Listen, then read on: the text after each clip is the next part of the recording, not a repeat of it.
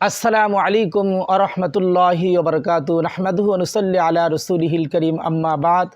সম্মানিত দর্শকবৃন্দ, আজকে আমরা আলোচনা করব জুমার নামাজের ফজিলত এবং তার জরুরি কিছু মাসলা মাসাইল নিয়ে। সর্বপ্রথম আমরা জানব আল্লাহ তাআলা দৈনিক 5 ওয়াক্ত নামাজ ফরজ করেছেন। জুমার দিনে যেহেতু অন্যান্য দিনের তুলনায় আরও অধিক পরিমাণ নিয়ামত বর্ষিত হয়, এই জন্য আল্লাহ তাআলা এই দিনে একটি বিশেষ নামাজের আদেশ দিয়েছেন, আর তা হলো জুমার নামাজ। জুমার নামাজের হুকুম কি? স্বাধীন, আকেল, বালেগ, সুস্থ ও মুকিম পুরুষের উপর জুমার নামাজ ফরজ। কুরআনুল কারীমে আল্লাহ তাআলা ইরশাদ করেন, ইয়া আইয়ুহাল্লাযীনা আমানু ইযা নুদিয়া লিস-সালাহ মিন ইয়াউমিল জুমআহ ফাসআউ ইলা যিকরিল্লাহি ওয়া যারুল বাই'আ যালিকুম খায়রুল লাকুম ইন কুনতুম তা'লামুন। আল্লাহ তাআলা বলেন, হে মুমিনগণ, জুমার দিন যখন আজানের জন্য, নামাজের জন্য আজান দেওয়া হয়, তখন তোমরা আল্লাহর স্মরণের পানে তরা করো, অর্থাৎ দৌড়াইতে থাকো এবং বেচা কেনা বন্ধ করে দাও। এটা তোমাদের জন্য উত্তম যদি তোমরা বোঝো। কোরআন, হাদিস ও ইজমার দ্বারা প্রমাণিত জুমার নামাজ ফরজ। কেউ জুমা ফরজ হওয়া অস্বীকার করলে কাফের হয়ে যাবে, আর যে ব্যক্তি বিনা ওজরে জুমা ছেড়ে দিবে সে ফাসিক হয়ে যাবে। হাদিস শরীফে বর্ণিত আছে, হযরত আবু হুরায়রা রাদিয়াল্লাহু তাআলা আনহু থেকে বর্ণিত, রাসূল করিম সাল্লাল্লাহু আলাইহি ওয়াসাল্লাম ইরশাদ করেছেন, যে ব্যক্তি উত্তম রূপে ওযু করলো, এরপর জুমার নামাজে উপস্থিত হয়ে চুপে চাপে মনোযোগ সহকারে খুতবা শ্রবণ করলো, তার এই জুমা থেকে অন্য জুমা পর্যন্ত 7 দিন আরও অতিরিক্ত 3 দিনের গুনাহ মাফ করে দেওয়া হবে। সুবহানাল্লাহ। তবে যে ব্যক্তি কোনো পাথর দানাও স্পর্শ করলো, সে অহেতুক কাজ করে পুণ্য থেকে বঞ্চিত হয়ে গেল। অন্যত্র বর্ণিত আছে, অর্থাৎ অন্য একটা হাদিসের ভিতরে হযরত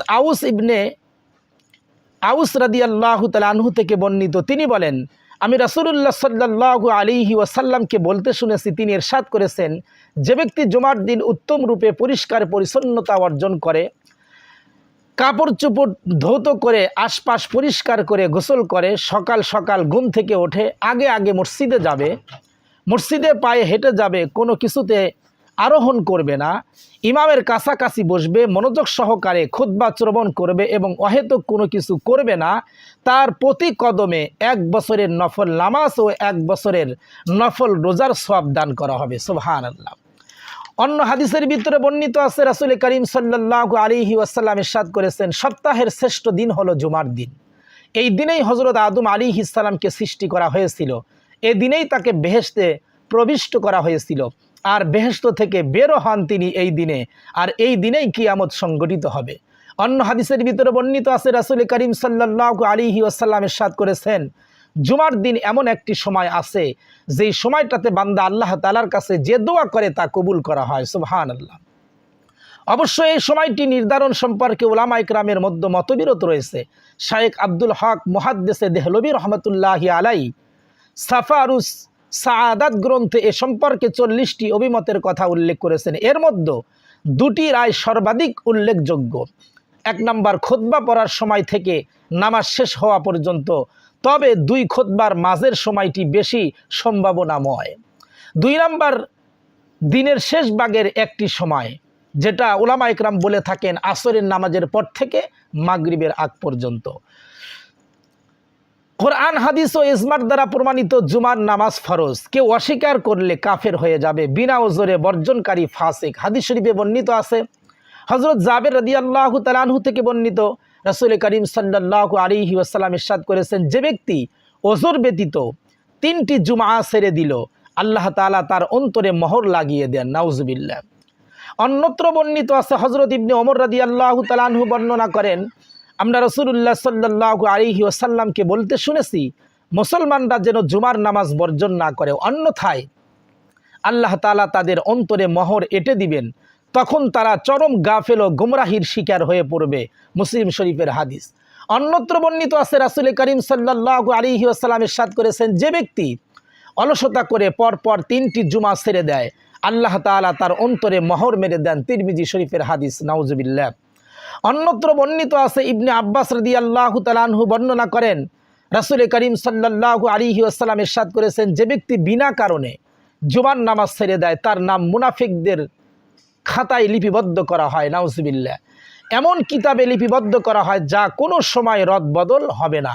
মিশকাত শরীফের হাদিস। সকল মুসলমানদের প্রতি বৃহস্পতিবার থেকেই জুমার প্রস্তুতি গ্রহণ করা কর্তব্য। বৃহস্পতিবার আসরের পর থেকেই বেশি বেশি ইস্তেগফার করা উচিত। কাপড় পরিষ্কার থাকলে বৃহস্পতিবারেই কাপড় অপরিষ্কার থাকলে বৃহস্পতিবারেই পরিষ্কার করে নিবে।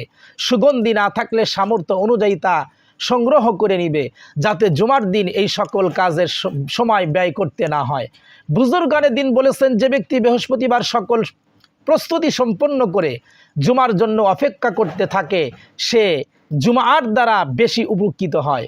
অনেক মনীষী জুমার প্রতি এত বেশি যত্নবান ছিলেন যে জুমার জন্য তারা বৃহস্পতিবার রাত্রেই এসে জামে মসজিদে হাজির হয়ে যেতেন। জুমার দিন গোসল করে মাথার চুল ও শরীর ভালোভাবে পরিষ্কার করা এবং মেসওয়াক করা সুন্নাত। জুমার দিন গোসল করে সর্বাধিক ভালো পোশাক পরিধান করা, সম্ভব হলে সুগন্ধি ব্যবহার করা, নখ ইত্যাদি কেটে ফেলা। জুমার দিন মসজিদে আগে আগে চলে যাওয়া, যে যত আগে যাবে সে তত বেশি সওয়াব পাবে। রাসূল কারীম সাল্লাল্লাহু আলাইহি ওয়াসাল্লাম ইরশাদ করেছেন, জুমার দিন ফেরেশতাগণ জামে মসজিদের দরজায় সামনে দাঁড়িয়ে যান। এরপর যারা মসজিদে আগমন করে যথাক্রমে তাদের নাম লিপিবদ্ধ করে রাখেন।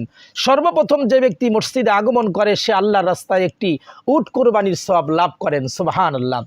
এরপর আগমনকারী গাবি কোরবানি করার সওয়াব লাভ করেন। এরপর আগমনকারী বকরি, এরপর আগমনকারী মুরগি জবাই করার সওয়াব লাভ করেন। এরপর আগমনকারী ডিম সদকা করার সওয়াব লাভ করে। যখন খুতবা শুরু হয় তখন ফেরেশতারা খাতা বন্ধ করে ফেলেন এবং তারাও খুতবা শ্রবণে মশগুল হয়ে পড়েন। বুখারী এবং মুসলিম শরীফের হাদিস। জুমার নামাজে পায়ে হেঁটে গেলে প্রতি কদমে 1 বছর রোজা রাখার সওয়াব পাওয়া যায়। তিরমিজি শরীফের হাদিস। রাসূল করিম সাল্লাল্লাহু আলাইহি ওয়াসাল্লাম জুমার দিন ফজর নামাজে সূরা হামিম সিজদা ও সূরা দাহার পড়তেন। এই জন্য মাঝে মাঝে বরকতের জন্য জুমার দিন ফজর নামাজে এই 2টি সূরা পড়া মুস্তাহাব। রাসূল করিম সাল্লাল্লাহু আলাইহি ওয়াসাল্লাম জুমার নামাজে সূরা জুমআ ও সূরা মুনাফিকুন তেলাওয়াত করতেন এবং সূরা আলা ও সূরা গাশিয়া মাঝে মাঝে পড়তেন।